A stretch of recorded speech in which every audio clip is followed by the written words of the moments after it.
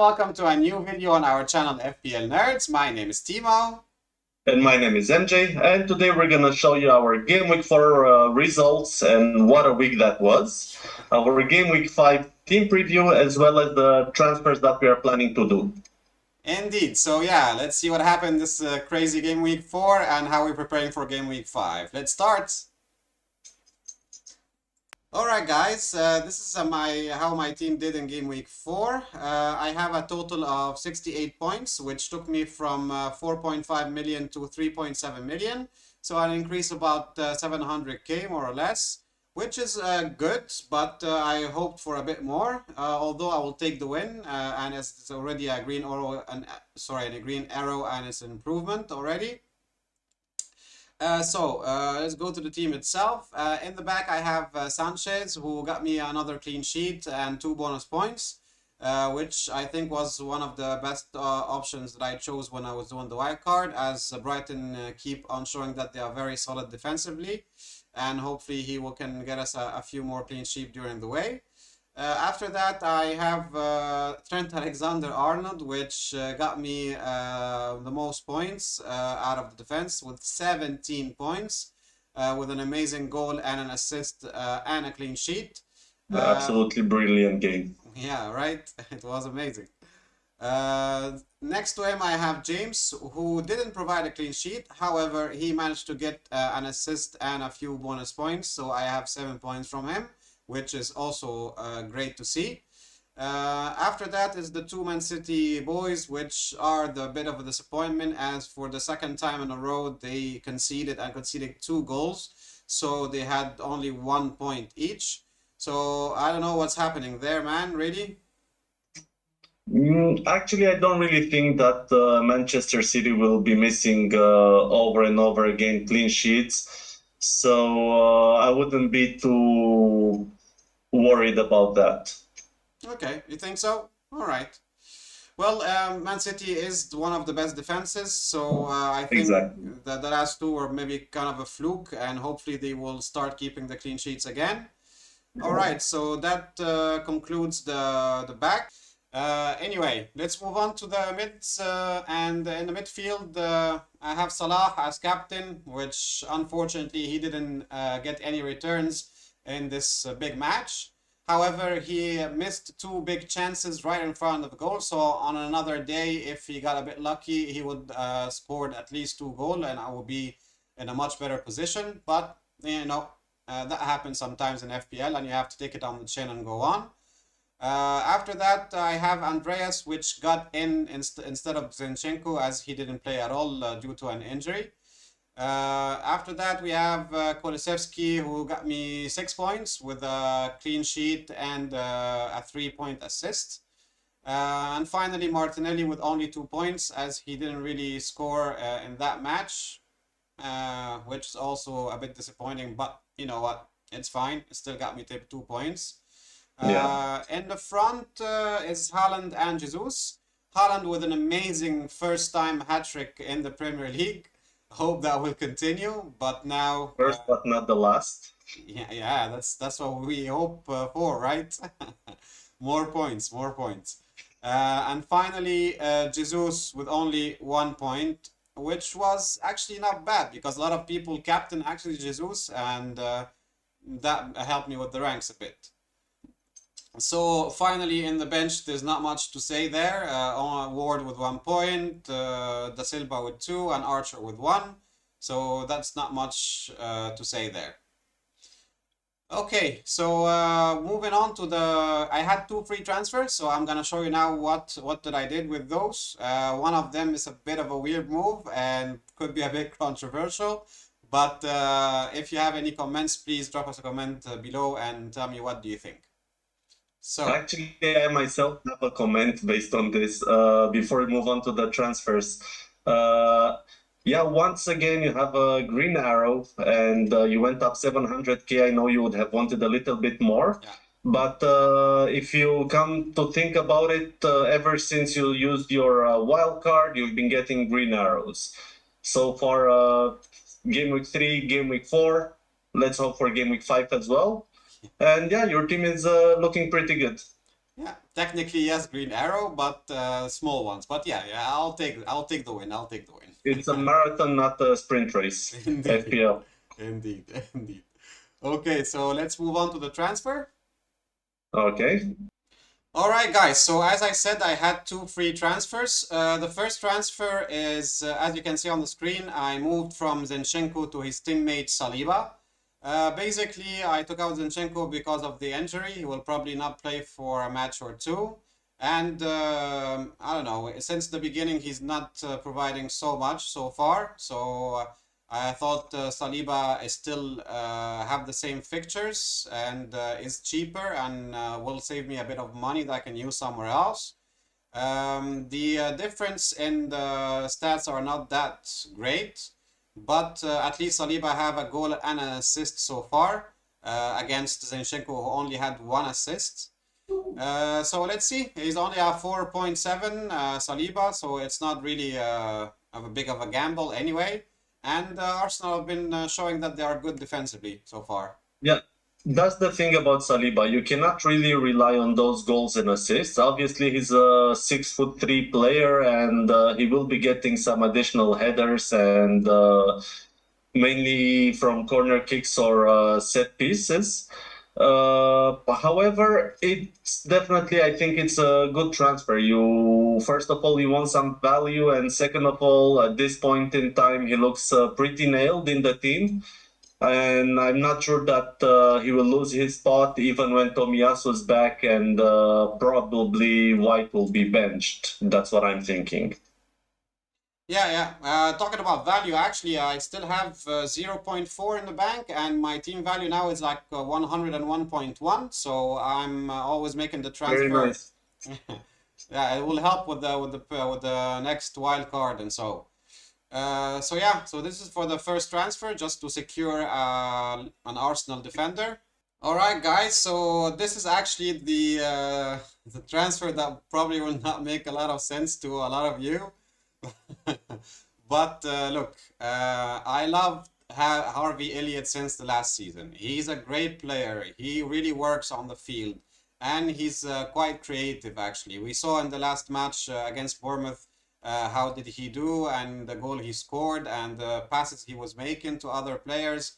So I thought since Diego is injured and probably will not come back before the 2nd or the 3rd of September, so Elliot definitely will have at least two starts. Or hopefully, he will have two starts in Yeah. the next two, and the next two are Newcastle at home and Everton away. So there's a pretty good chance that he could do something. He's only cost me like 5 million, so only an increase of 0.4 from the Silva. And I think he's very differential. He's only has 0.7 ownership, so even Oh, less than, definitely. yeah, less than That's 1%. definitely a very good differential.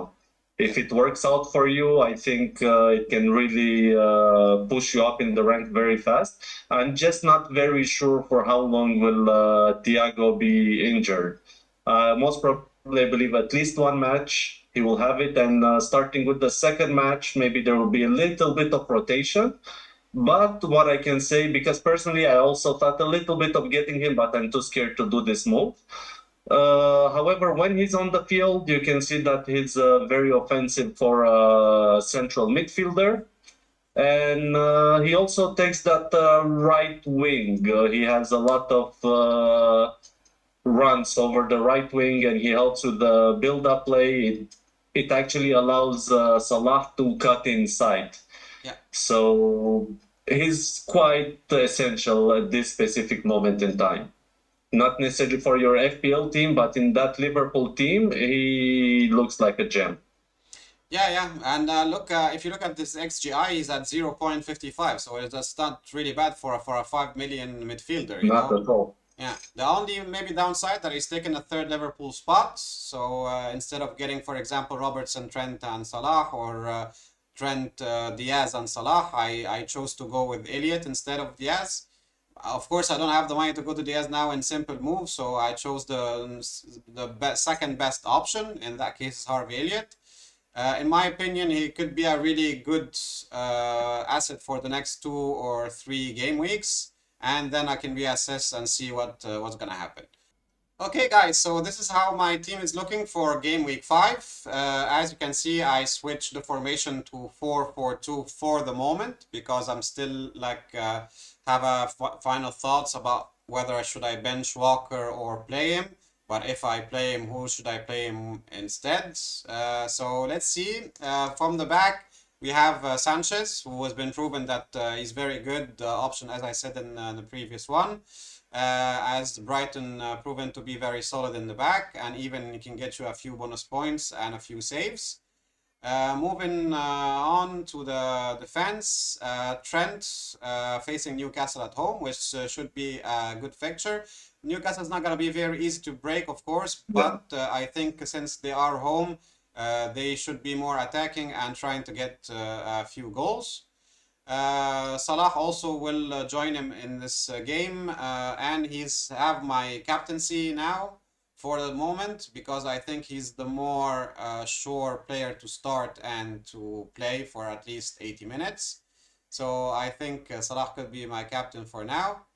Moving back to the defense, we have James facing Southampton away. Southampton show that they're not very good so far in the defense. So I think Chelsea couldn't penetrate that defense and get some goals. And hopefully James play as a right wing back this time and not as our right center back, because this is where all the money comes from. Next one is Saliba, which I just brought in to replace Zinchenko because Arsenal have a good fixture against Aston Villa at home. Villa also still didn't show any form yet, and hopefully they stay like this so I can get a couple of clean sheets more in the back. And finally, we have Cancelo facing the very weak Nottingham Forest at home. So hopefully this time they will keep a clean sheet because if they don't, I don't really what they're gonna do, but probably I'm gonna have to sacrifice one of them. Now, you're probably asking why Walker is on the bench, right? Yeah, actually, yeah. This is that was my next question. Is there any other solution for it? Because I'm thinking benching Walker or actually benching a City defender against Nottingham Forest. It's I'm not saying a wrong decision, definitely not, but it's a risky one. Well, I will explain why. Because as you can see, I have triple Man City, and the game week that we have right now is a mid-game week. So probably Pep will start resting players, and I'm not sure if all three of them will actually start or even play. So for me, the two essential ones out of the three is Cancelo and Holland because they are the one who will probably get you the more points. So that's why I decided to bench Walker. So in case Holland doesn't start or doesn't play, Walker can get in instead of him. And if Cancelo get rested, also Walker can get instead of him. So it's kind of a backup plan if one of the other two Man City players don't play at all. Yeah, okay. I see where you're coming from. And I don't want to bench Elliot because Elliot is my bet for this game week, and I'm betting that he will get some return. So I want to play him, and I don't know, it's more fun like that. Let's say. Yeah, it is. Actually, I was thinking of Saliba because he's playing Aston Villa. They're not the most offensive team. However, Watkins is not looking that bad lately, so I wouldn't be very sure of a clean sheet. But once again, we cannot really be very sure of any clean sheet. This is the Premier League. Anything can happen at any point. We've just seen Manchester City concede 2 goals, one own goal and another one from a corner against Crystal Palace. So yeah, Anything I can understand why you don't want to double up on the same defense. Yeah, exactly, more or less. All right, so in the mids, we have still Kulusevski and Martinelli. Kulusevski have a good game against West Ham. West Ham barely won the last match against Villa 1-0. But they're still not looking very good defensively. Yes, they got a new signing now in Luis Paqueta. We still need to know how he's gonna play, where his position, and how much time he will take to adapt in the team. But I think overall West Ham is still not great, so Kulusevski could have a good chance of getting some returns there. As we saw in the last match, he actually got an assist and he looked good on the field. So I'm still keeping him for a bit more. And finally, Martinelli, who's been great since the start, and I think he will continue on delivering. And to finalize, the two on the top are Haaland and Jesus. The one I'm a bit fearful of is Haaland, because there's still debates whether they're gonna rest him for this one, or they're gonna rest him for the next one, or they're gonna use him after that in the other games. But I actually think that if you're not planning to captain him, the risk factor is quite low, considering the ownership. You should be safe if he blanks. Yeah, exactly. That's why also I don't want to put the captaincy band on him, because we're still not sure if he's gonna start or not. So I rather put it on Salah because it's a more sure option. Mm-hmm. Okay, so finally Jesus, and Jesus of course also have a great match as his teammate Martinelli against Aston Villa, and he should be able to score also. He have tons of touches in the box in every match, and he's always active on the field and shows that he's really sharp this season. So yeah, I think that will conclude my starting 11. And on the bench, as we mentioned, we have Walker, Andreas as a second option against Brighton, and Archer as a third bench option, and of course Ward as a substitute goalkeeper. So that's it for the Game Week 5 preview. Now we move to your team, MJ, and see how you did in the last game week and how you're preparing for the next one. All right, let's do that.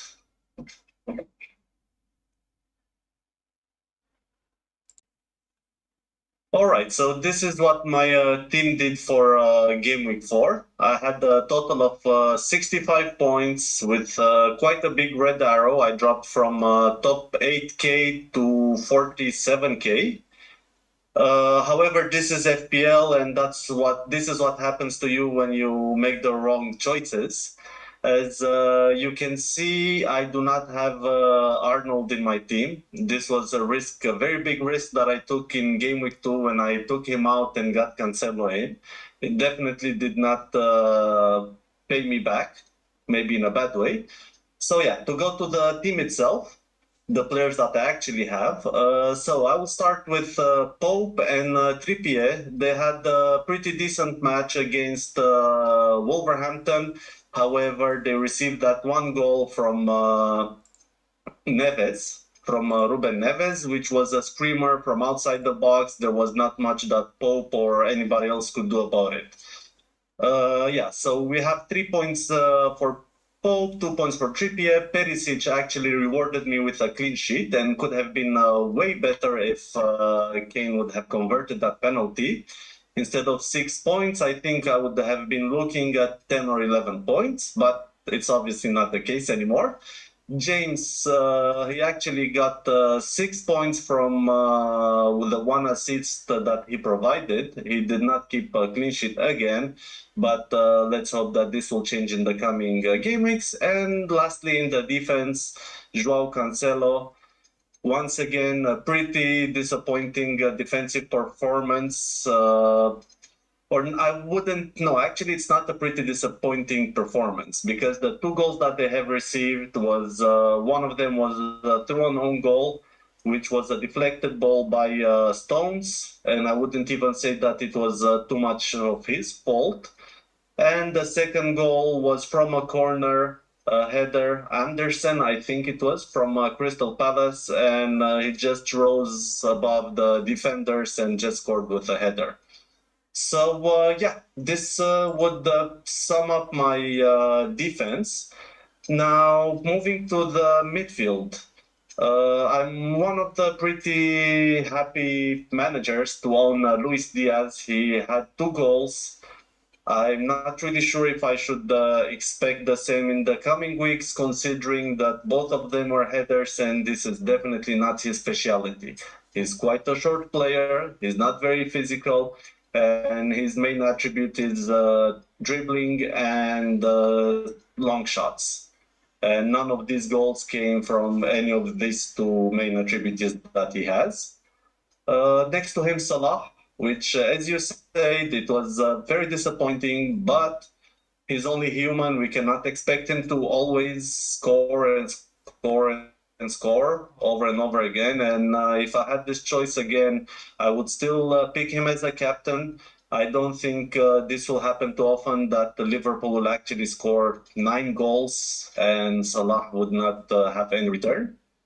Moving on to Kulusevski, he provided the 1 assist, could have been a little bit more, but once again, that did not happen. I'm pretty okay with the 6 points that he got.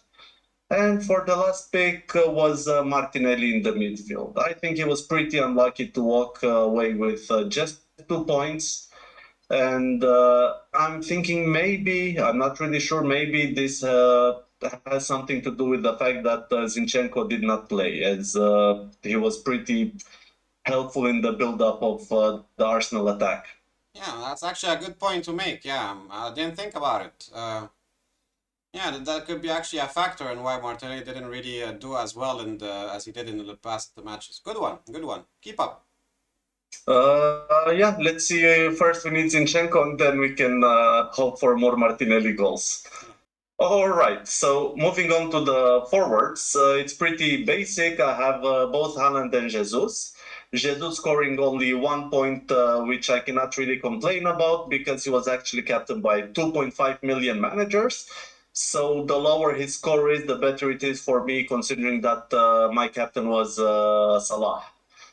Now moving on to Haaland, once again he showed his quality. He was actually able to score not 1, not 2, but 3 goals in only 18 minutes. And for me, this translates into the fact that he can be a sub, he can be benched at any point. And when he comes into the field, even if he has only 20 minutes, 30 minutes, he's able to deliver and double-digit score. This, to be honest, this specific week, it really changed my perspective on Haaland. Yeah, look, between the three of them, Jesus, Haaland, and Salah, of course, Haaland scored the most. But if you ask me the same question before the game week, I would still have gone with Salah because he was the most logical choice. And then sometimes it happens in FPL that even if you do the correct choice logically and stat-wise and everything, still things can go south and doesn't really work as you want. So, you know, you have to take it on the chin and move on with your game week and plan for the next one, basically. Yep, have to agree with you. And moving on to the bench, Ward got 1 point, Andreas 2 points, Williams 1 point, and Archer 1 point. But I will repeat myself again. I don't really care too much about the bench points at this specific point because with the 5 substitution rule, rarely when we need those players unless there is an actual injury. All right. So I think this sums it up, and we can move to the next slide. Yeah, let's see. All right. All right then. This is how my team is shaping up for game week 5. I'm not super happy about it, but let's go through it. So I have Pope and Trippier playing against Liverpool, which is definitely a very tough game. Cancelo playing against Nottingham Forest. James against Southampton away, Perisic against West Ham away, which both James, actually the 3 matches of Perisic, Cancelo and James look pretty decent. However, we can no longer be sure of any clean sheet yet. Moving on to the midfield, my captain will be most probably once again Mohamed Salah. Next to him, Diaz, and they will both face Newcastle at home, which makes it a little bit tricky because I have 4 players that are actually playing each other, and I'm pretty scared that this can go sideways. But yeah, anyhow, we'll be talking a little bit more about the transfer opportunities and what I'm planning to do a little bit later. Kulusevski will play against West Ham away, Martinelli against Aston Villa, and then Haaland and Jesus, which will play against Nottingham Forest and Aston Villa at home. Quick question. You don't think that you should bench Trippier at least and then play Andreas instead of him, for example? So you won't be doubling up on the Newcastle defense, and the chance of Liverpool scoring is quite high, so you could lose both of them. Yeah, actually, it's a very good question. I did think about it over and over and over again, and I don't have an answer for that, to be very honest. I'm not very sure that Trippier will still remain in my first 11. For all I know, I'm not even very sure that Pope will remain in the squad itself. Uh, However, yeah, I still have a lot of question marks. I know it's very late on, and I need to take those decisions very fast. But I will take them, and I will be hoping to get. I'm not going to be as positive as last time when I was hoping for a three-digit game week, and I ended up with only 65 points. So I'll just say that I'll be hoping for a better game week. Now, to finish off with the subs with the bench, I will have a Ward against Man United. He will definitely not make the team. I learned my lesson from the previous week. And Andreas against Brighton at home, Williams against Manchester City away, and Arsenal away. Archer against Arsenal away. All right, now to put things a little bit into perspective,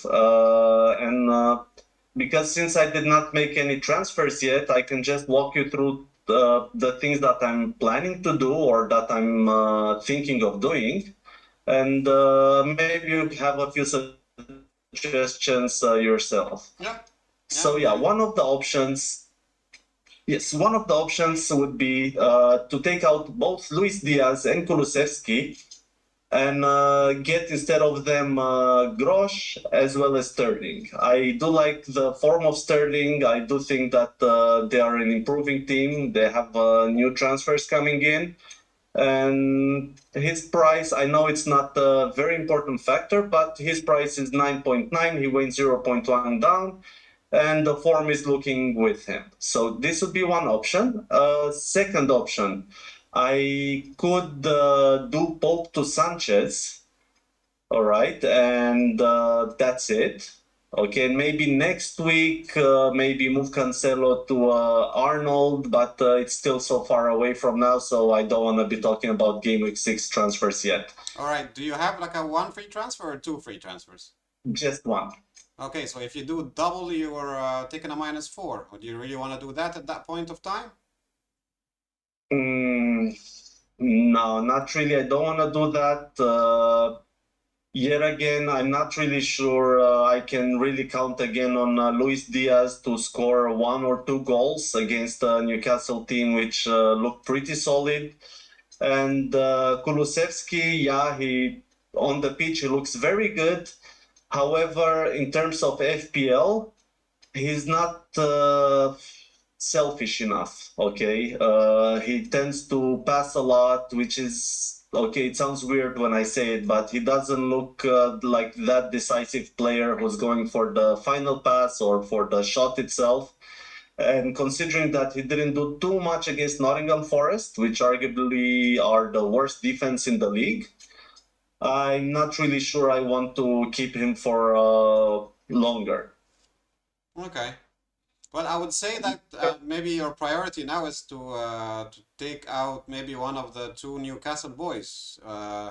Or if you're not gonna do that, just bench Trippier, for example, put Andreas in, and then you can use your free transfer on the goalkeeper. However, personally, I don't like to use a transfer on a goalkeeper unless it's a wild card or something. And Well, also, he's really good. He showed it again and again that throughout the seasons, not just this season, Pope is a really amazing goalkeeper. Even when he concedes, he will get those save points, maybe some bonus points as well. So I'm a little bit doubtful, despite the fact that Sanchez is the goalkeeper, is the go-to goalkeeper. He only received 1 goal in 4 matches. For some reason, I really like Pope. I'm not saying that I'm going to keep him, but I really have to make up my mind pretty fast and decide whether I go for option A or B. So the Sterling move or the Sanchez move. okay, fair enough. Well, and anyway, guys, if you want to know the latest transfer or did MJ make his moves, you can always follow us on Twitter. You'll find all the links in the description below. And that's it for the episode for today. Hope you enjoyed this video. If you like us, drop us a like on the bottom, and subscribe, and also hit the notification bell so you can get all the new videos. Thank you for watching and have a great day. All right, thanks for watching. Cheers.